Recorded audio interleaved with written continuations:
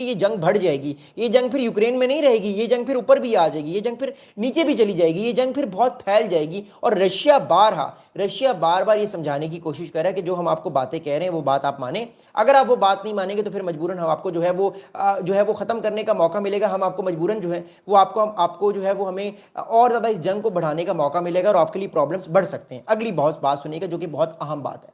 अगली इंपॉर्टेंट बात इस टाइम ये है जो इस सारे मामले में है वो क्या है। अगली इंपॉर्टेंट बात ये कि डोनाल्ड ट्रंप साहब ने क्या स्टेटमेंट दिया कल और जेलेंस्की ने क्या स्टेटमेंट दिया। पहले मैं आपको जेलेंस्की का स्टेटमेंट सुनाता हूं क्योंकि वो खुश नहीं थे कि उनको टोमाहाक क्रूज मिसाइल्स नहीं मिले।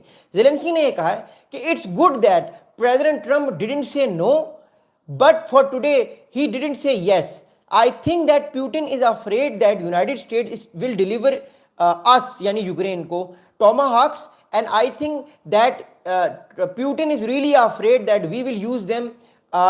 We don't have tomahawks, that's why we need tomahawks. अब बात इस टाइम ये है कि जेलेंस्की ने एक बड़ी अहम बात की है, सुनिएगा। जेलेंस्की साहब ने ये बात की है कि उनको ये लगता है कि प्यूटिन उनसे खफा है, प्यूटिन अभी डरे हुए हैं कि अगर यूक्रेन को ये टोमाहाक क्रूज मिसाइल्स मिल जाते हैं तो यूक्रेन ये टोमाहाक क्रूज मिसाइल्स उनके खिलाफ इस्तेमाल करेगा। लेकिन अमेरिका ने ये बात कह दी है, बावर करा दी यूक्रेन को कि अगर हम आपको टोमाहाक क्रूज मिसाइल देंगे, आपने क्रेमलिन पर ये नहीं मारने, आपने मॉस्को पर ये नहीं मारने, हाँ आप मिलिट्री ऑब्जेक्ट्स पे आप मार सकते हैं। लेकिन देखिए मिलिट्री ऑब्जेक्ट्स पे मारने के बावजूद भी रशिया की फौज बहुत बड़ी है, रशिया के बेसिस बहुत ज़्यादा हैं, रशिया की मिलिट्री माइट बहुत ज़्यादा है और 25 या 50 टोमाहाक से कुछ असर नहीं पड़ेगा। मैं आपको एक मैप दिखाना चाहता हूँ, मैं आपको ये बताना चाहता हूँ कि रशिया के मिलिट्री बेसिस अभी इस टाइम रशिया में है कहाँ कहाँ पे। आपको सारी गेम सारी कहानी आपको समझ आ जाएगी।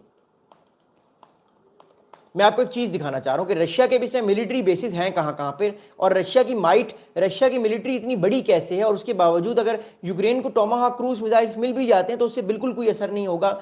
रशिया की मिलिट्री और ज़्यादा बढ़ेगी और ज़्यादा स्ट्रांग होगी और आपको ये लगेगा कि रशिया इससे ज़्यादा और ज़्यादा अटैक्स करने की कोशिश करेगा बिकॉज रशिया की फ़ौज वाकई में बहुत बड़ी है और रशिया की जो इतनी बड़ी फ़ौज है उसको ख़त्म करना इतना आसान किसी के बस का काम नहीं है because Russia is a very very big power. फिर जो ब्लैक सी है, ब्लैक सी में जो रशिया का फ्लीट है वो इससे भी बहुत बड़ा है और उस ब्लैक सी फ्लीट को भी ख़त्म करना इतना आसान काम नहीं है। तो ये 25 से 50 जो टोमाहाक्स हैं ये बेसिकली कोई इतना ज़्यादा जो है वो अमल दखल नहीं कर सकते। मैं आपको एक मैप दिखा रहा हूँ और बताने की कोशिश करता हूँ कि रशिया क्यों इतना पावरफुल है और इन 50 या 25 टोमाहाक से बिल्कुल कोई असर नहीं होगा, बिल्कुल कोई चेंज हमें होती हुई नजर नहीं आएगी। आप लोगों को चीज़ समझ आ जाएगी जो मैं आपको चीज़ बताना चाह रहा हूँ। ओके, अब ये आप देखिएगा, ये रशिया को आप देख लें कि रशिया कितना बड़ा है।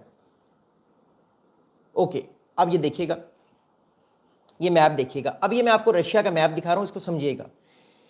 ये यूक्रेन है, ये लड़ाई हो रही है। ये जितने भी आप रेड रेड डॉट्स देख रहे हैं ये रशिया के सारे मिलिट्री एसिड्स हैं, ये सारे रशिया के मिलिट्री एसिड्स हैं। ये आप देखें रशिया के मिलिट्री एसिड्स कितने ज़्यादा हैं।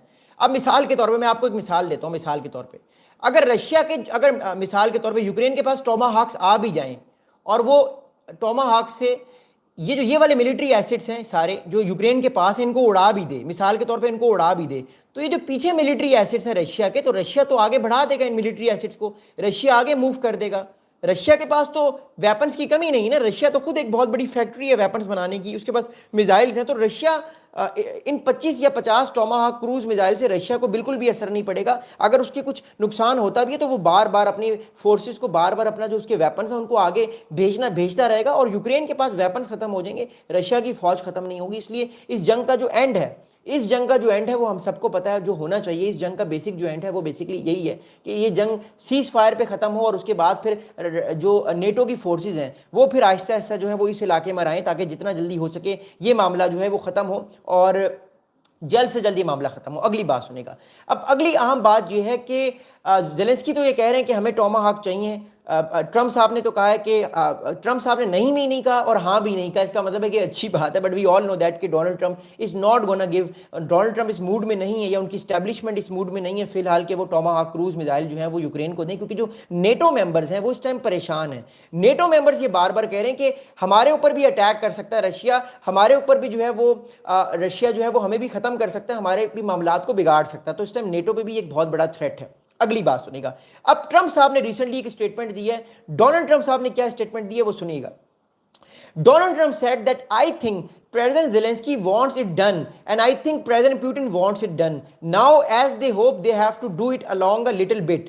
ट्रम्प साहब कह रहे हैं कि जो डोनाल्ड ट्रंप साहब ये कहते हैं कि ज़ेलेंस्की भी इस जंग को ख़त्म करना चाहते हैं, पुतिन भी इस जंग को ख़त्म करना चाहते हैं। अब देखते हैं कि ये दोनों इस जंग को कैसे ख़त्म करेंगे। मैं फिर आपको बता रहा हूँ 10 दिन बाद या आफ्टर 2 वीक्स बुडापेस्ट यानी जो कैपिटल है हंगरी का, वहाँ पे एक मीटिंग है, समिट है ट्रंप की और पुतिन की, और ये इस साल की सेकंड बड़ी समिट है इन दो बड़े ग्रेट लीडर्स की, जो हमें नज़र आएगी नेटो में, जो हमें नज़र आएगी यूरोप के अंदर। अगली बात सुनिएगा। अब अगला सवाल ये पैदा होता है सबके लिए कि अगर पुतिन बुडापेस्ट में जाएंगे तो क्या इनको गिरफ्तार किया जा सकता है, क्योंकि पुतिन जो है उनको इंटरनेशनल कोर्ट ऑफ जस्टिस ने जो है वो एक क्रिमिनल का दर्जा दिया है, उनको क्रिमिनल करार दिया गया, तो क्या उनको गिरफ्तार किया जाएगा? तो उसका जवाब है बिल्कुल नहीं।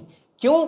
क्योंकि पुतिन अलास्का में भी आए थे तो उनके लिए बहुत सारी जो है वो आपको पता है कि उनके लिए बहुत सारी जो है वो एक्सेप्शंस निकाल ली गई थी, और अमेरिका के सदर डोनाल्ड ट्रंप साहब जो हैं वो मोर इंपॉर्टेंटली चाहते हैं कि जितना जल्दी हो सके वो इस जंग को ख़त्म करें। तो आई थिंक पुतिन को कोई गिरफ्तार नहीं करेगा, ना हंगरी करेगा, बिकॉज विक्टर ओरबान जो है वो पुतिन के अलाई हैं। वो यूरोप में एक कंट्री है जो बहुत करीब है पुतिन के, वो कौन है? वो मोर इंपॉर्टेंटली जो है हम सबको पता है, वी ऑल नो दैट, वो जो है वो इस टाइम जो है वो यूरोप में जो एक ही कंट्री है वो हंगरी है। अगली बात सुनेगा। अब अगली अहम बात इस टाइम ये है कि एज ऑफ नाउ हमारे पास एक और बड़ी अहम स्टेटमेंट आ रही है, और वो स्टेटमेंट क्या है?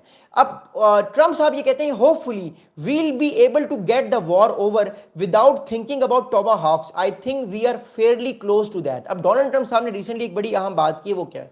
डोनाल्ड ट्रंप साहब ये कह रहे हैं कि होपफुली ये जंग टोमाहाक्स के बगैर खत्म हो जाएगी। तो इसका मतलब है कि अमेरिका टोमाहाक क्रूज मिसाइल नहीं देने वाला, अमेरिका मूड में नहीं है फिलहाल टोमाहाक क्रूज मिसाइल के, और ज़ेलेंस्की इसकी वजह से बहुत परेशान है, ज़ेलेंस्की इस वजह से बहुत घबराए हुए हैं। और इस घबराहट का सबसे बड़ा नतीजा हमें देखने को मिला कि जब डोनाल्ड ट्रंप साहब ने कह दिया कि फिलहाल वो टोमाहाक क्रूज मिसाइल देने के मूड में नहीं है, ना वो आने वाले टाइम पर देंगे। तो ये एक बड़ी इंपॉर्टेंट बात है। अगली बात सुनेगा। अब अगली बात, ये सारी मामला तो हो गए, लेकिन कल हमें एक बहुत बड़ी खबर मिली कि रशिया में एक बहुत बड़ा एक्सप्लोजन हुआ है, उसमें 7 से 8 लोग जख्मी हुए हैं। अब वो एक्सप्लोजन हुआ कहां पे है वो मैं आपको बताऊंगा, इसको सुनिएगा। अब मैं आपको एक मैप दिखा रहा हूं, फिर मैं उसके बाद अलावा अगली बात बताऊंगा कि रशिया में एक बहुत बड़ा एक्सप्लोजन हुआ है, फिर हम इन सारे मामलों को देखने की कोशिश करेंगे। अब ये आप देख रहे हैं ये रशिया का एक बहुत इंपॉर्टेंट जो है ये प्लेस है। Okay, there we go. ये यूक्रेन है, ये रशिया है। ये एवनग्रेड एक प्लांट है,